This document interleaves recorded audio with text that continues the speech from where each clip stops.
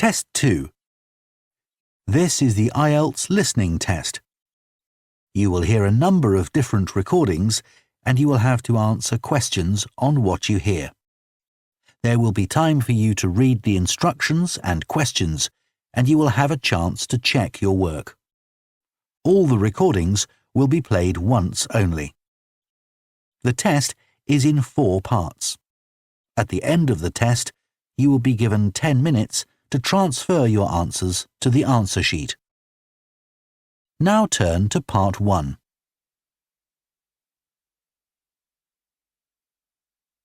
Part 1. You will hear a woman phoning a company that converts old photographs to digital format. First, you have some time to look at questions 1 to 3.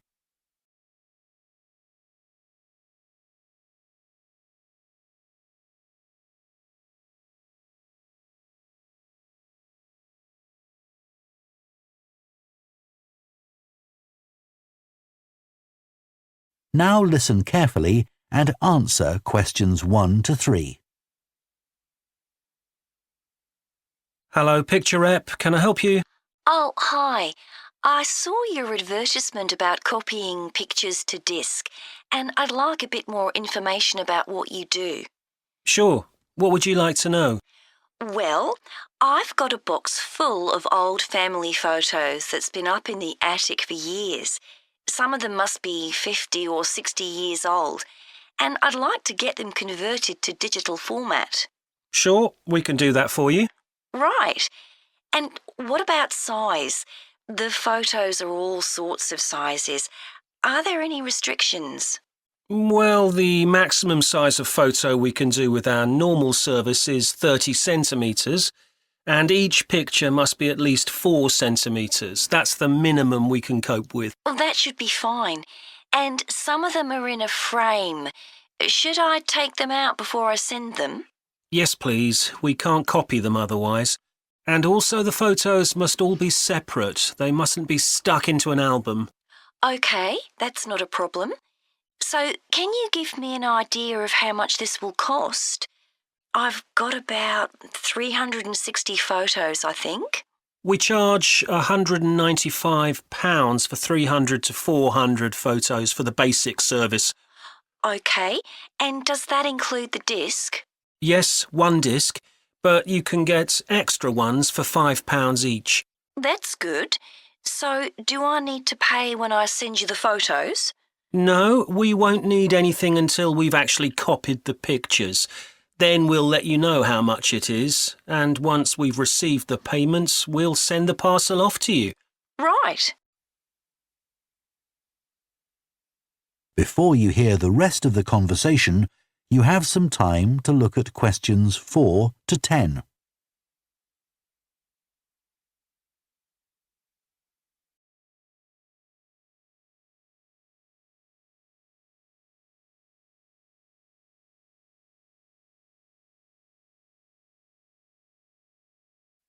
Now listen and answer questions 4 to 10. Is there anything else you'd like to ask about our services? Yes, I've roughly sorted out the photos into groups, according to what they're about.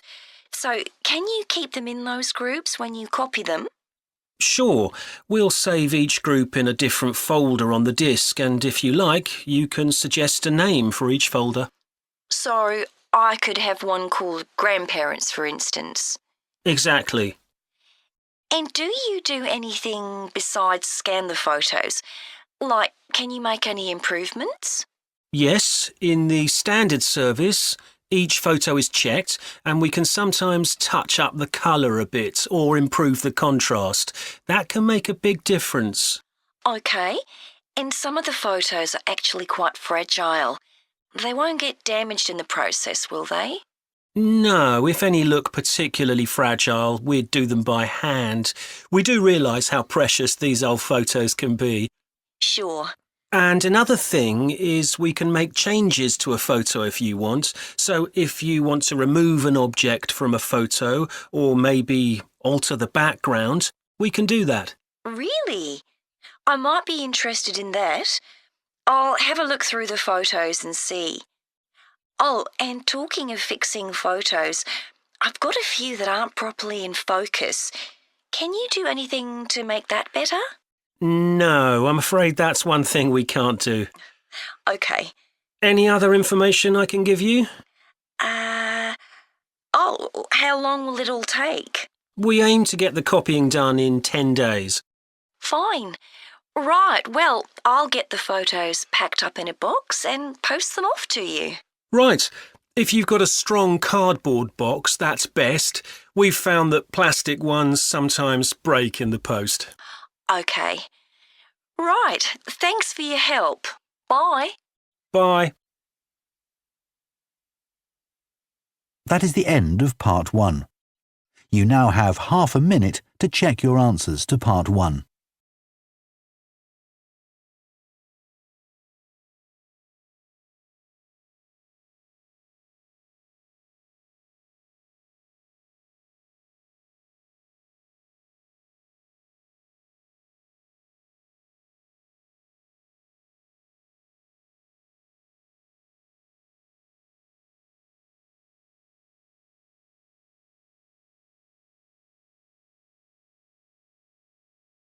Part 2.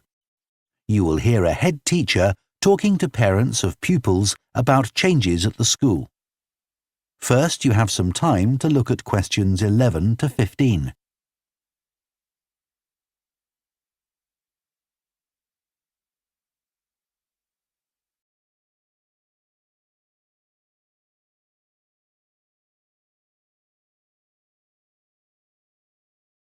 Now listen carefully and answer questions 11 to 15. Good morning, and thank you for coming here today. I'd like to bring you up to date with changes in the school that will affect your children. As you know, the school buildings date from various times, some from the 1970s, some from the last 5 years, and of course, Dartfield House is over a century old. It was commissioned by a businessman, Neville Richards, and intended as his family home, but he died before it was completed. His heir chose to sell it to the local council, who turned it into offices. A later plan to convert it into a tourist information centre didn't come about through lack of money, and instead it formed the nucleus of this school when it opened 40 years ago.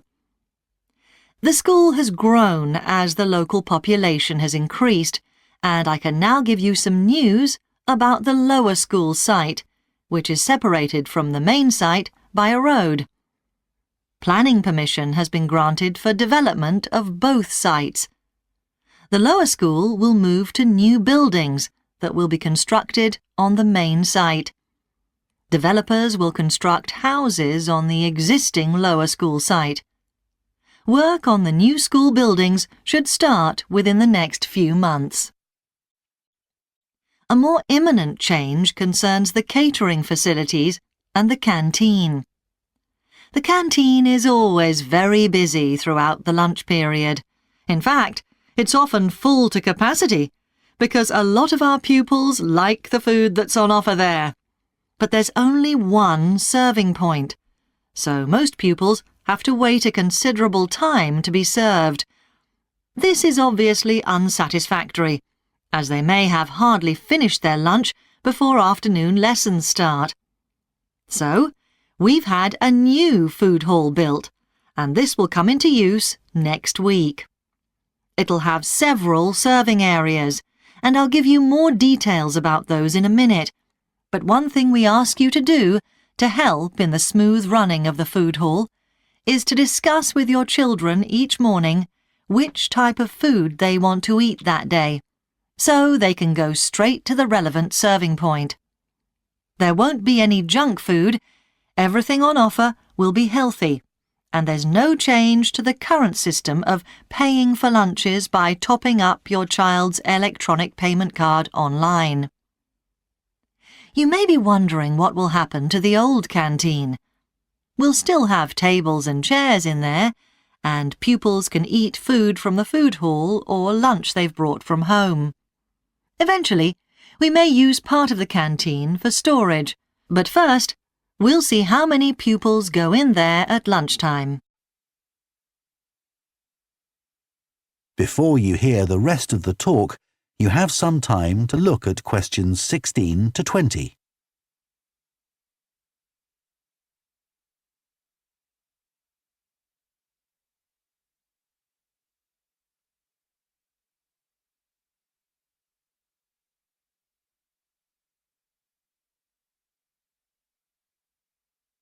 Now listen and answer questions 16 to 20.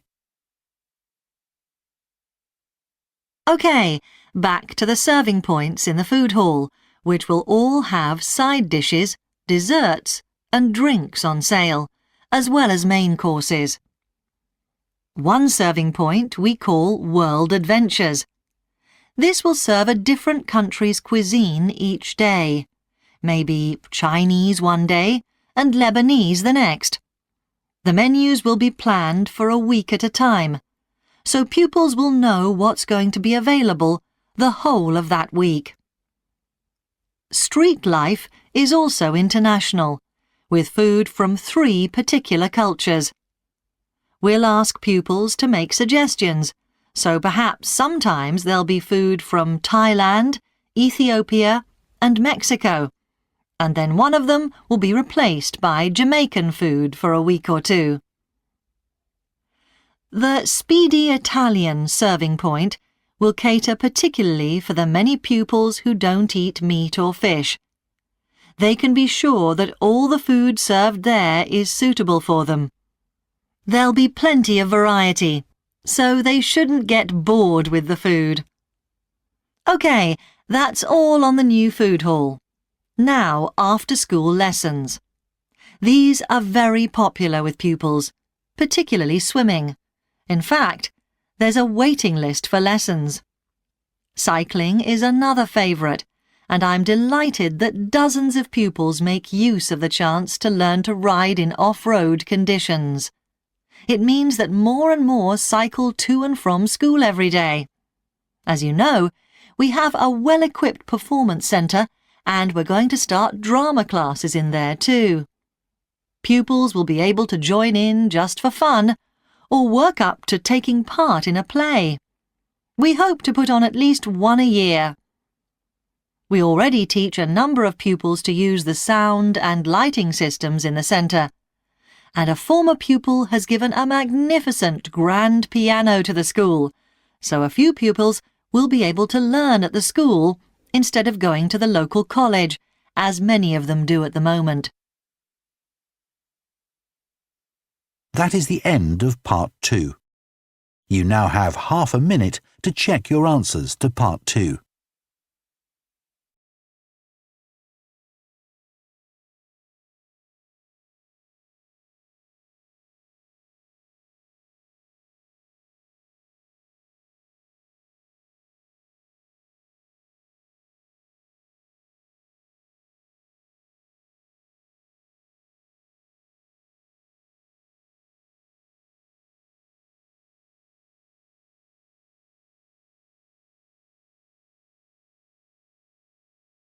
Part 3.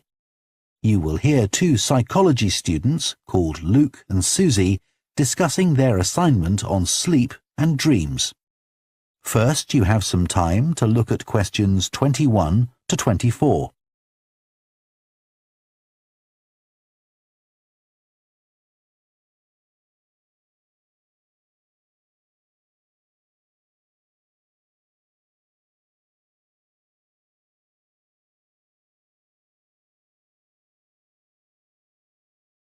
Now listen carefully and answer questions 21 to 24.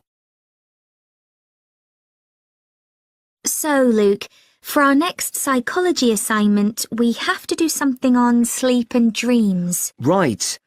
I've just read an article suggesting why we tend to forget most of our dreams soon after we wake up. I mean, most of my dreams aren't that interesting anyway. But what it said was that if we remembered everything, we might get mixed up about what actually happened and what we dreamed. So it's a sort of protection. I hadn't heard that idea before. I'd always assumed that it was just that we didn't have room in our memories for all that stuff. Me too. What do you think about the idea that our dreams may predict the future? It's a belief that you get all over the world. Yeah, lots of people have a story of it happening to them. But the explanation I've read is that for each dream that comes true, we have thousands that don't, but we don't notice those. We don't even remember them. We just remember the ones where something in the real world, like a view or an action, happens to trigger a dream memory. Right. So it's just a coincidence, really. Something else I read about is what they call segmented sleeping. That's a theory that hundreds of years ago, people used to get up in the middle of the night and have a chat or something to eat, then go back to bed. So I tried it myself. Why? Well, it's meant to make you more creative. I don't know why, but I gave it up after a week. It just didn't fit in with my lifestyle. But most preschool children have a short sleep in the day, don't they? There was an experiment some students did here last term to see at what age kids should stop having naps, but they didn't really find an answer. They spent a lot of time working out the most appropriate methodology, but the results didn't seem to show any obvious patterns. Right. Anyway, let's think about our assignment. Last time I had problems with the final stage, where we had to describe and justify how successful we thought we'd been. I struggled a bit with the action plan too. I was okay with the planning, but I got marked down for the self-assessment as well. And I had big problems with the statistical stuff. That's where I really lost marks. Right. Before you hear the rest of the discussion, you have some time to look at questions 25 to 30.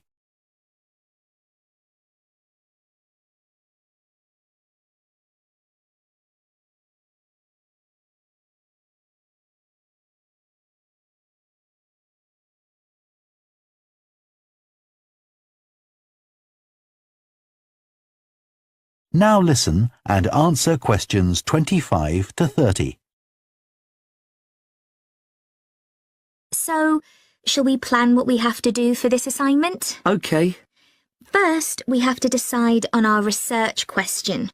So, how about, is there a relationship between hours of sleep and number of dreams? Okay. Then we need to think about who we'll do the study on. About 12 people? Right. And shall we use other psychology students? Let's use people from a different department. What about history? Yes, they might have interesting dreams. Or literature students. I don't really know any. OK, forget that idea. Then we have to think about our methodology. So we could use observation, but that doesn't seem appropriate. No. It needs to be self-reporting, I think. And we could ask them to answer questions online. But in this case, paper might be better, as they'll be doing it straight after they wake up. In fact, while they're still half asleep. Right. And we'll have to check the ethical guidelines for this sort of research. Because our experiment involves humans, so there are special regulations. Yes. I had a look at those for another assignment I did. There's a whole section on risk assessment, and another section on making sure they aren't put under any unnecessary stress. Let's hope they don't have any bad dreams. Yeah. Then, when we've collected all our data, we have to analyse it and calculate the correlation between our two variables. That's time sleeping and number of dreams. And then present our results visually in a graph. Right, and the final thing is to think about our research and evaluate it. So that seems quite straightforward. Yeah. So now let's get started. That is the end of part 3. You now have half a minute to check your answers to part 3.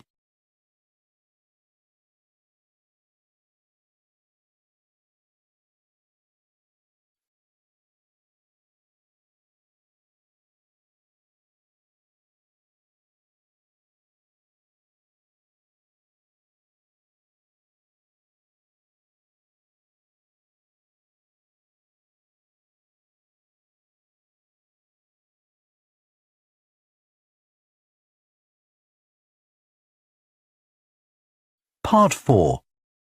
You will hear a sports science student giving a presentation on the health benefits of dance. First, you have some time to look at questions 31 to 40.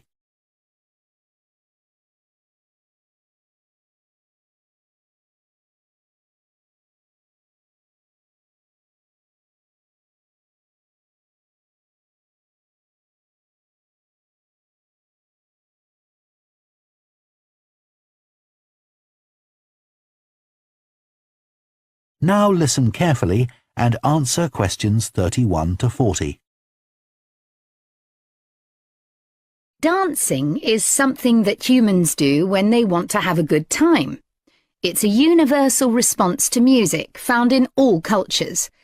But what's only been discovered recently is that dancing not only makes us feel good, it's also extremely good for our health. Dancing, like other forms of exercise, releases hormones, such as dopamine, which make us feel relaxed and happy. And it also reduces feelings of stress or anxiety. Dancing is also a sociable activity, which is another reason it makes us feel good. One study compared people's enjoyment of dancing at home in front of a video with dancing in a group in a studio. The people dancing in a group reported feeling happier, whereas those dancing alone did not. In another experiment, university researchers at York and Sheffield took a group of students and sent each of them into a lab where music was played for 5 minutes. Each had to choose from 3 options: to sit and listen quietly to the music, to cycle on an exercise bike while they listened, or to get up and dance. All were given cognitive tasks to perform before and after. The results showed that those who chose to dance showed much more creativity when doing problem-solving tasks. Dr. Lovett at the University of Hertfordshire believes dance could be a very useful way to help people suffering from mental health problems. He thinks dance should be prescribed as therapy to help people overcome issues such as depression.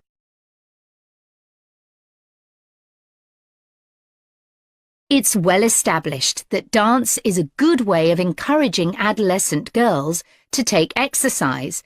But what about older people? Studies have shown that there are enormous benefits for people in their 60s and beyond. One of the great things about dance is that there are no barriers to participation. Anyone can have a go, even those whose standard of fitness is quite low. Dance can be especially beneficial for older adults who can't run or do more intense workouts, or for those who don't want to. One 2015 study found that even a gentle dance workout helps to promote a healthy heart. And there's plenty of evidence which suggests that dancing lowers the risk of falls, which could result in a broken hip, for example, by helping people to improve their balance. There are some less obvious benefits of dance for older people too. One thing I hadn't realised before researching this topic was that dance isn't just a physical challenge. It also requires a lot of concentration, because you need to remember different steps and routines. For older people, this kind of activity is especially important because it forces their brain to process things more quickly and to retain more information. Current research also shows that dance promotes a general sense of well-being in older participants, which can last up to a week after a class. Participants report feeling less tired and having greater motivation to be more active and do daily activities such as gardening or walking to the shops or a park. Ballroom or country dancing, both popular with older people, have to be done in groups. They require collaboration and often involve touching a dance partner, all of which encourages interaction on the dance floor. This helps to develop new relationships and can reduce older people's sense of isolation, which is a huge problem in many countries.